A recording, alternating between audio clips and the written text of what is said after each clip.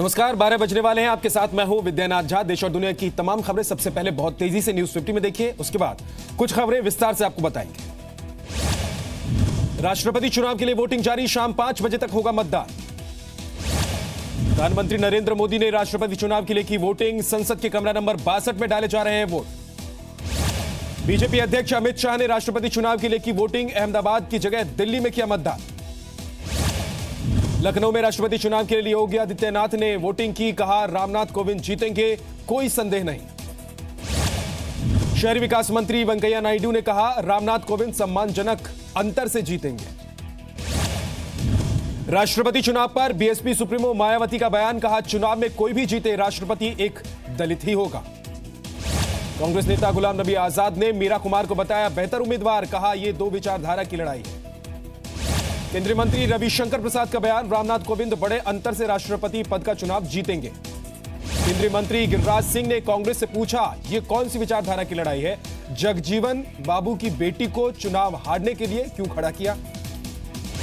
संजय राउत ने विपक्ष के उपराष्ट्रपति उम्मीदवार पर उठाए सवाल, कहा गोपाल कृष्ण गांधी ने याकूब मेमन के फांसी से बचाने की कोशिश की।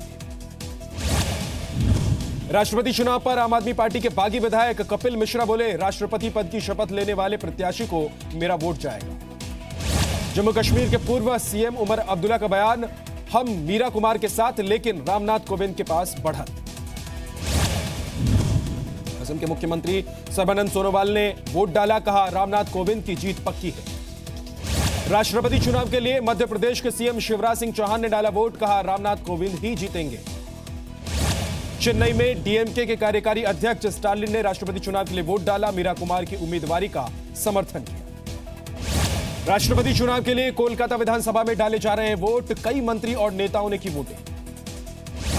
वाराणसी में एनडीए उम्मीदवार रामनाथ कोविंद की जीत के लिए हुआ हवन, समर्थकों ने पूजा अर्चना की। राष्ट्रपति चुनाव का 20 तारीख को नतीजा आएगा, 25 जुलाई को शपथ ग्रहण समारोह। इसके पहले विजय चौक 25 जुलाई को शपथ ग्रहण समारोह। इसके पहले विजय चौक पर नए राष्ट्रपति के शपथ ग्रहण समारोह का रिहर्सल किया जाएगा। रिहर्सल में शामिल हुए राष्ट्रपति भवन के सुरक्षाकर्मी। मॉनसून सत्र का लोकसभा और राज्यसभा की शुरुआत राष्ट्रगान के साथ शुरू हुई कार्यवाही। मॉनसून सत्र से पहले पीएम मोदी ने कहा जीएसटी की सफलता से नई उमंग से भर गया है सत्र। एक्टर और सांसद विनोद खन्ना, अनिल माधव दवे और श्रद्धांजलि देने के बाद लोकसभा की कार्यवाही स्थगित। लोकसभा ने अमरनाथ यात्रियों पर भी निंदा की और स्पीकर सुमित्रा महाजन ने बयान पढ़ा, जिन लोगों की मौत हो गई उनको। अमरनाथ यात्रियों पर हमले की राज्यसभा में भी निंदा की गई, कल तक के लिए स्थगन कर दिया गया है सदन को।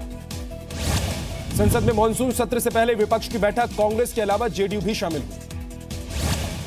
गृह मंत्रालय की राज्यों को चिट्ठी, कहा पीएम के स्वागत में गुलदस्ते की जगह दे सिर्फ एक फूल, खादी का रुमाल और किताबें भेंट करना भी बेहतर विकल्प। जम्मू कश्मीर के पुंछ में सीज फायर का उल्लंघन, बालाकोट में पाकिस्तान ने दागे मोर्टार, भारतीय सेना की भी जवाबी कार्रवाई। सीज फायर में एक महिला और एक बच्ची घायल, इलाज के दौरान बच्ची की मौत। फरीदाबाद में सीवर के खुले गड्ढे की वजह से हादसा, बारिश का पानी भरने की वजह से कई गाड़ियां गड्ढे में गिरी। वाराणसी में धार्मिक जमीन पर कब्जे की अफवाह के बाद दो समुदायों के बीच हिंसक झड़प और आगजनी, दोनों ओर से जमकर पत्थरबाजी।